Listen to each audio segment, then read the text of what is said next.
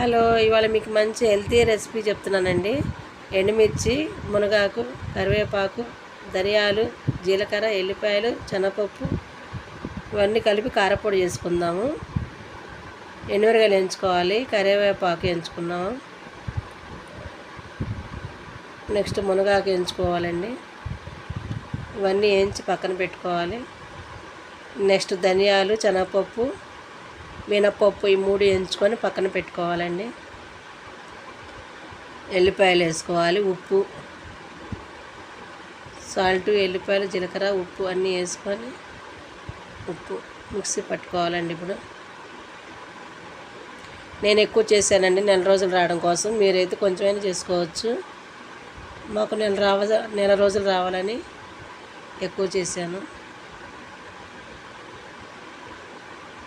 అదిగోండి, అయిపోయింది కారపొడి రెడీ. ఈరోజు మా ఇంట్లో టిఫిన్ కోసం చేశానండి ఇది కారపొడి.